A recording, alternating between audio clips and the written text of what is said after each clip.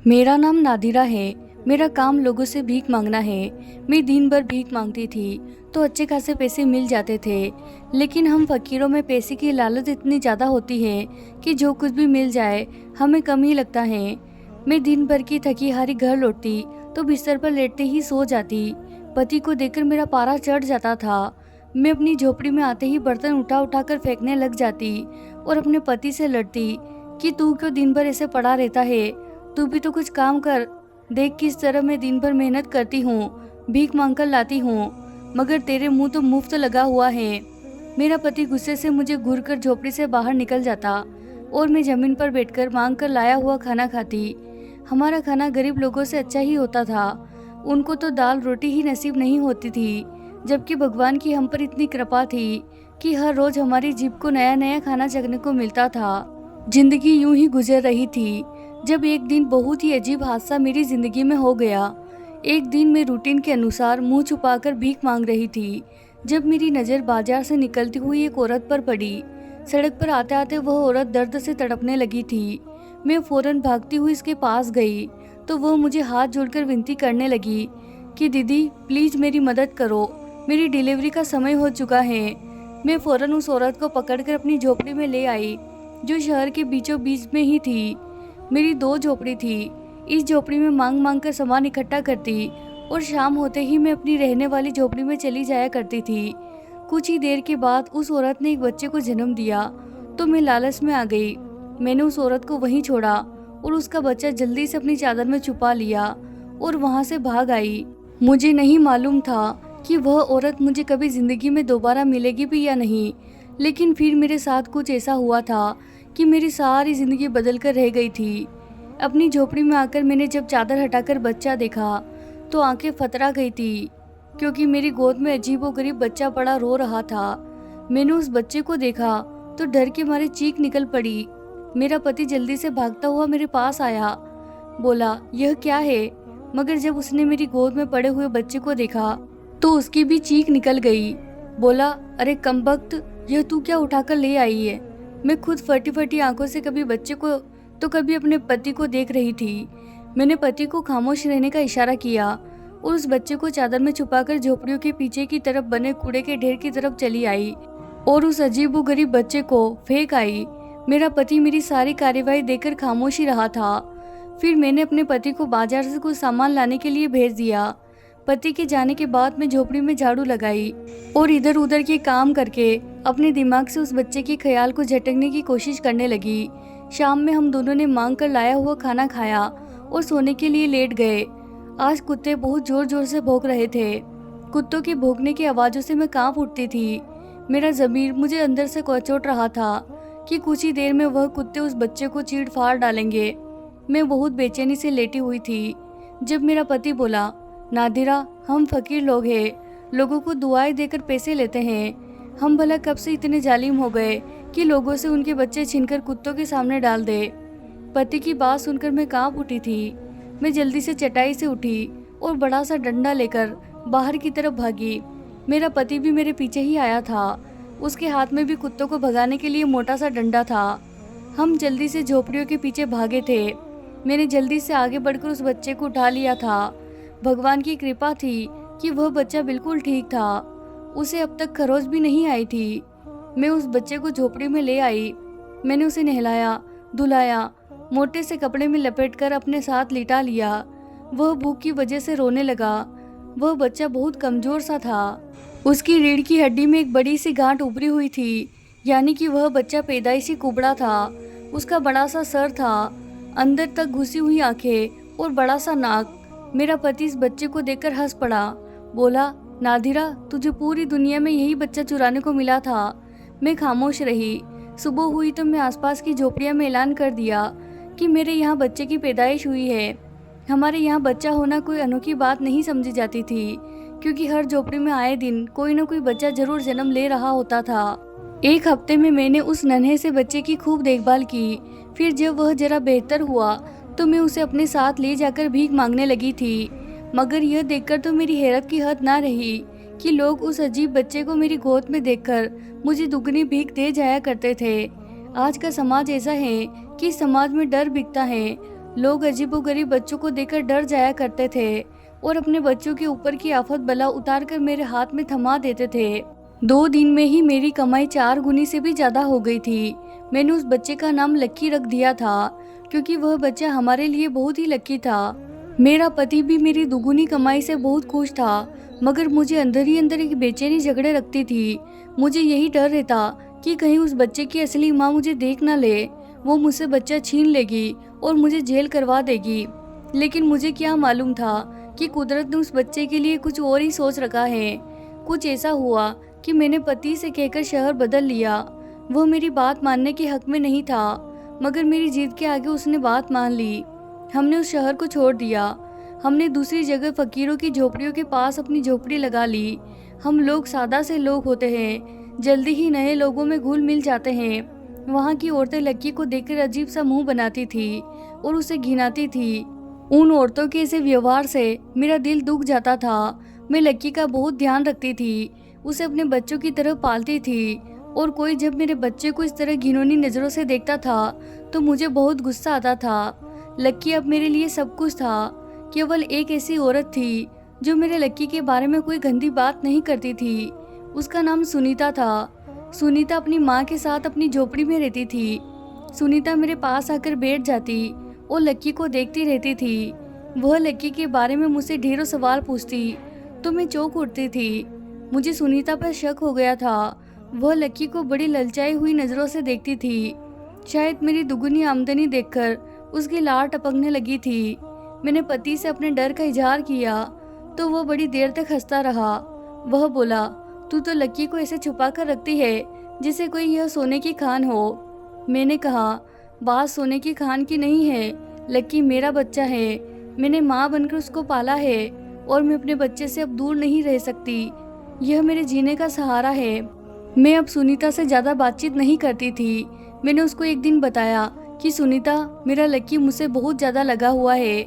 यह तो मेरे अलावा किसी के साथ रह भी नहीं सकता, किसी के हाथ का कुछ खाता भी नहीं है।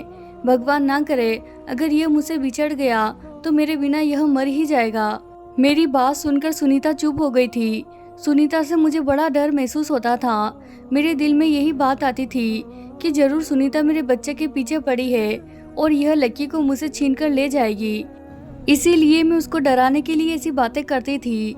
धीरे धीरे सुनीता का व्यवहार मेरे और लक्की के साथ अब नॉर्मल होने लगा था, लेकिन वो लक्की का बहुत ध्यान रखती थी। धीरे धीरे मुझे सुनीता पर भरोसा होने लगा था कि वह बस लक्की से प्यार करती है, उसके इरादे गलत नहीं। एक शाम अचानक ही लक्की की हालत बहुत खराब हो गई। उसे बहुत तेज बुखार हो गया। मेरा पति भीख मांगने गया हुआ था। मैं बहुत परेशानी की हालत में घिरी हुई थी। तब सुनीता लक्की के रोने की आवाज़ सुनकर मेरे पास आई और पूछने लगी, यह क्या हुआ है। इस बच्चे को पहले जब लक्की की बीमारी सुनीता को बताई तो वह परेशान हो गई। वह बोली, मैं अभी इसके लिए दवाई लेकर आती हूँ। वह मेडिकल स्टोर से सिरप ले आई। मैंने वह सिरप लक्की को दिया तो वह सो गया। सुनीता मेरे पास ही जमीन पर बैठ गई और बोली, औलाद इंसान को कितनी प्यारी होती है ना। मैं बोली, हाँ, तुम्हें कैसे पता, तुम तो कुंवारी हो।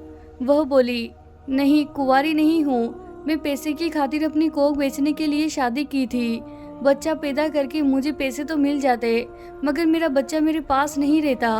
वह बच्चा तो उन्हीं लोगों का हो जाता है जो लोग मुझे ढेर सारे पैसे देते थे। इसी शर्त पर तो मैंने अपनी कोख बेच दी थी। इसीलिए तो मैं तुम्हारे लक्की से बहुत ज़्यादा प्यार करती हूँ। मैं हैरत से सुनीता की तरफ देख रही थी। मैं बोली, यह क्या बात हुई, तुम मुझे खुलकर सारी बात बताओ। वह बोली, फिर कभी बताऊंगी। इतना कहकर वह रोती हुई मेरी झोपड़ी से निकल गई थी। मैंने लक्की को देखा तो वह काफ़ी अच्छा लग रहा था। अब मुझे सुनीता थोड़ी ठीक लगने लगी थी। मैं समझ गई थी कि वह लक्की से ऐसे ही मोहब्बत करती है क्योंकि वह अपना बच्चा खो चुकी है। फिर सुबह मुझे भीख मांगने जाना था, जबकि सुनीता घर पर ही थी। मैंने लक्की को उसके हवाले करके कहा, आज के दिन इसको तुम संभालो, मैं शाम को जल्दी लौटने की कोशिश करूंगी। सुनीता ने बड़ी खुशी खुशी लक्की को थाम लिया था। मैं निश्चित होकर भीख मांगने चली गई, मगर शाम में मेरा दिल अजीब अजीब वसवसों में घिर गया था। जल्दी ही मैं सब कुछ छोड़ छाड़ कर अपनी झोपड़ी की तरफ भागी थी। झोपड़ी में जाकर मैंने देखा तो वहाँ पर ना लक्की था और ना ही सुनीता थी। मेरे तो पैरों तले से ही जमीन निकल गई थी। मुझे समझ नहीं आ रहा था कि अब क्या करूं और कहाँ लक्की और सुनीता को ढूंढूं। मैं यूं ही झोपड़ियों के आसपास भागने लगी और अब लक्की को और सुनीता को आवाज़ें लगाने लगी। लेकिन बहुत ज़्यादा समय हो गया और जब मुझे सुनीता नहीं मिली तो मैंने रोना शुरू कर दिया। मैंने उसको भला बुरा और कोसना पीटना शुरू कर दिया कि मैंने क्यों उस लड़की पर भरोसा किया जो पहले दिन से ही मेरे बेटे को बड़ी ललचाई हुई नज़रों से देखती थी। मैं बड़ी डरी डरी सी और परेशान सी यहाँ वहाँ घूम रही थी। तभी अचानक मुझे लक्की की रोने की आवाज़ आने लगी। मैंने आवाज़ की तरफ दौड़ लगा दी। सुनीता लक्की को गोद में उठाए हुए वापस आ रही थी। बोली, ये लो बहन, यह तुम्हारा बेटा बहुत ही तंग करता है। इसको तो अपनी माँ के साथ जगह जगह घूमने की आदत हो गई है। यह तो आज सारा दिन रोता ही रहा। अब मैं तुम्हारी तलाश में ही निकली थी। अच्छा है तुम वापस आ गई हो। मैंने जल्दी से लक्की को गोद में थाम लिया और उसे चूमना शुरू कर दिया। मैं लक्की को चूमती जाती थी और रोती जाती थी। सुनीता खामोशी से अपनी झोपड़ी में चली गई थी। मुझे याद आया कि मैंने तो सुनीता का धन्यवाद ही नहीं कहा। मैं जैसे ही उसकी झोपड़ी के पास गई, मुझे सिसकियों की आवाज़ आने लगी। मैं जल्दी से झोपड़ी का पर्दा उठाया और अंदर दाखिल हो गई।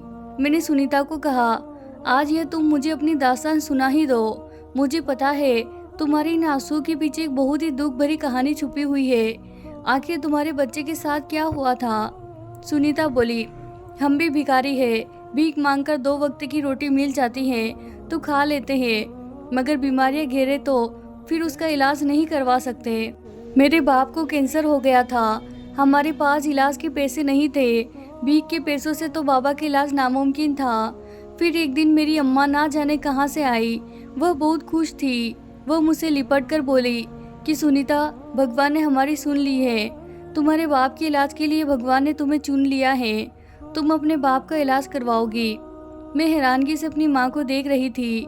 मैंने पूछा, अम्मा आप क्या कह रही हो?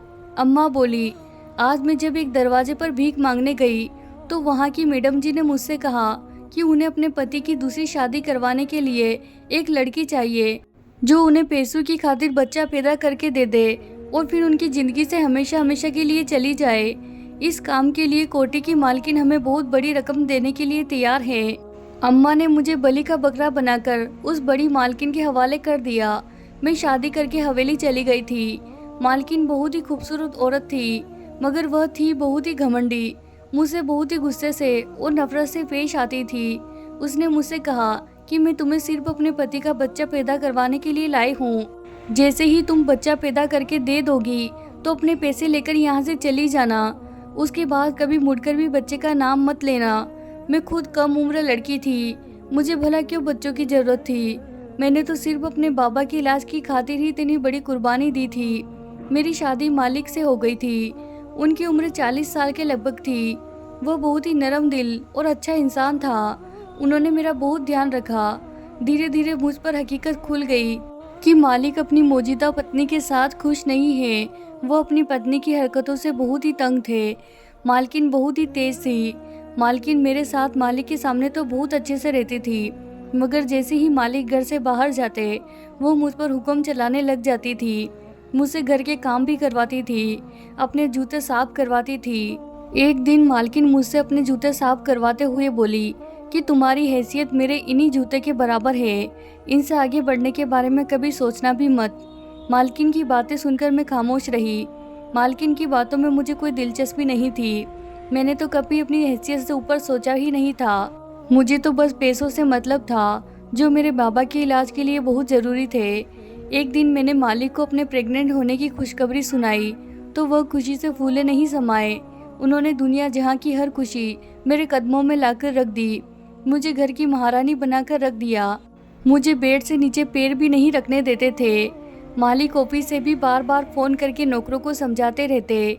इन सारी बातों से मालकिन बहुत ज़्यादा चिढ़ गई थी। उनको लगता था कि अब उनका पति उनसे छीन जाएगा। मेरे प्रेग्नेंट होने से मालकिन भी खुश थी। जब से मेरी प्रेगनेंसी की खबर सुनी थी वह दीवानी सी हो गई। वह चाहती थी कि मैं जल्द के जल्द बच्चा पैदा करूं और उसके पति को छोड़कर चली जाऊं। जब मेरा 7वां महीना लगा हुआ तो मुझसे कहती थी कि ऐसे ही बेटी मत रहा करो। मैं घर में पोछा लगाओ, कभी कहती कि बार बार सीढ़ियों के चक्कर लगाओ, ऐसा करने से तुम्हारे शरीर की मांसपेशियां खुलेगी और बच्चा पैदा करने में आसानी रहेगी। एक दिन बहुत ज़्यादा गर्मी थी, मैं आंगन में पोछा लगा रही थी, मुझे भूख लग रही थी, मगर मालकिन का हुक्म था खाना तभी मिलेगा जब तुम अपना काम पूरा कर लोगी। मैं एकदम से चकरा कर नीचे गिर पड़ी थी। मुझे नहीं मालूम कि फिर क्या हुआ। जब मेरी आंख खुली तो मैं अस्पताल के बेड पर पड़ी हुई थी। मेरे पास ही परेशान से मालिक भी बैठे हुए थे, उनकी आंखों में आंसू थे। वह बोले, सुनीता तुम अपना ख्याल क्यों नहीं रखती? उनकी बात सुनकर मैं फूट फूट कर रो रही थी।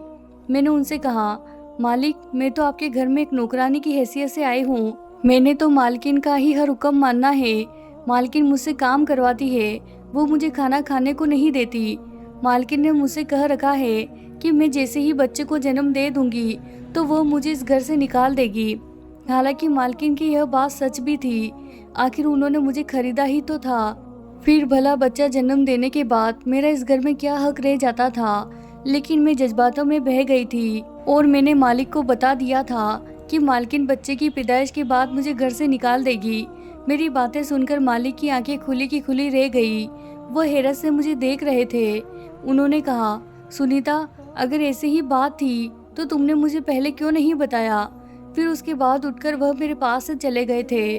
अगले दिन जब मैं अस्पताल से डिस्चार्ज होकर घर गई तो मुझे नौकरों के मुंह से पता चला कि मालिक ने घर आकर मालकिन से बहुत बेइज्जती की थी।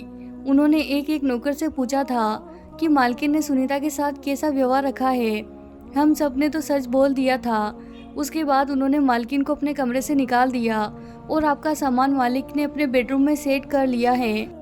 उन्होंने कहा है कि मालकिन उनको अपनी शक्ल ना दिखाए, नहीं तो गुस्से में आकर कुछ भी गलत कर जाएंगे।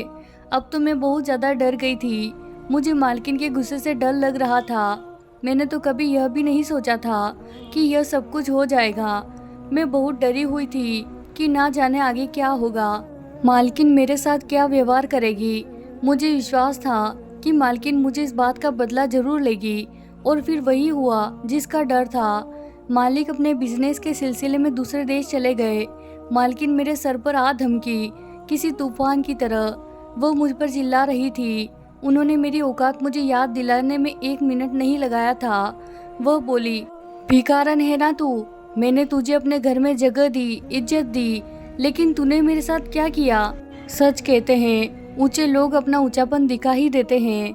मैं हैरान सी मालकिन को देख रही थी। मैं क्या करूं क्या ना करूं, मुझे कुछ समझ भी नहीं आ रहा था। मालकिन ने मुझे धक्के देकर घर से निकाल दिया। मैं घर से निकल आई। 2 दिन तक दरवाजे दरवाजे फिरती रही। भूख की वजह से और थकान की वजह से मेरी तबीयत बहुत खराब होने लगी थी और अचानक मेरी तबीयत इस कदर खराब हो गई कि मुझे मालूम हो गया मेरी डिलीवरी का समय पास आ गया है। मैं भरे बाजार में एक औरत से मदद मांगने लगी। वह औरत मुझे लेकर अपनी झोपड़ी में चली गई। उसने मेरी मदद की। जब मैंने बच्चे को जन्म दिया तो वो औरत मुझे वहीं पर छोड़ दिया और मेरा बच्चा लेकर भाग गई। सुनीता की बात सुनते ही मैं सदमे में आ गई थी। मैं बोली, सुनीता क्या तुम जानती हो मैं कौन हूँ? सुनीता रोते हुए बोली, हाँ मैं जानती हूँ कि तुम कौन हो। तुम वही औरत हो जो मेरे बच्चे को लेकर भाग गई थी। मैंने तुम्हें हर जगह ढूंढा लेकिन तुम मुझे नहीं मिली। यूं ही गिरती पड़ती जब अपनी झोपड़ी में आई तो मेरी माँ ने मुझे बताया कि मालकिन ने अभी तक उन्हें 1 रुपया भी नहीं दिया था। इलाज ना होने की वजह से मेरा बाप भी मर गया था। अब मैं और मेरी माँ ही रह गए। मैंने जब बच्चे को जन्म दिया था तो मैं अपने बच्चों को देख लिया था। मुझे मालूम हो गया था कि मेरा बच्चा नॉर्मल बच्चा नहीं था। मुझे अपने बच्चे की बहुत चिंता थी कि ना जाने उसका कोई ख्याल भी रखता होगा या नहीं। मैं बड़ी बेबस थी। मैं और मेरी माँ अकेली थी। हमारी दुनिया में कोई नहीं था। तो फिर मेरे लिए मेरे बच्चे को कौन ढूंढता? मैंने अपने भगवान के ऊपर सब कुछ छोड़ दिया और देखो उसने किस तरह से मेरा साथ दिया। उसने मेरा बच्चा खुद मेरे पास लाकर छोड़ दिया। तुम मेरी शक्ल भूल गई थी, मगर नादिरा मैं तुम्हारी शक्ल नहीं भूली थी। मैंने इरादा कर लिया था कि मैं तुमसे अपना बच्चा छीनकर भाग जाऊंगी, मगर जब तुमने बताया कि यह बच्चा तुम्हारे अलावा किसी के हाथ से कुछ खाता पीता नहीं है तो मैंने अपना इरादा बदल लिया था। मुझे अपने बच्चे की ज़िंदगी से ज़्यादा कुछ और प्यारा नहीं था। आज जब तुम उसे मेरे पास छोड़कर गई थी तो मैं इसे इसके बाप के घर लेकर गई थी। मैंने सोचा कि मालिक अपने बच्चे को देखकर नरम पड़ जाएगा और वह इसके इलाज के लिए मुझे पैसे दे देगा, मगर मुझे मालकिन ही मिली थी। उसने मुझे धक्के देकर घर से निकलवा दिया। मैं सुनीता की बातें सुनकर दंग रह गई थी। इस बेचारी ने छोटी सी उम्र में क्या कुछ नहीं सहा था। मैं बोली, तुम चिंता मत कर, तेरा मुकदमा मैं लड़ूंगी। वह हंस पड़ी थी।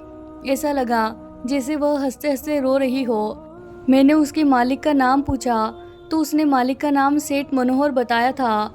मुझे पता था कि मैंने आगे क्या करना है। मैंने सेठ मनोहर के ऑफिस को तलाश करना शुरू कर दी।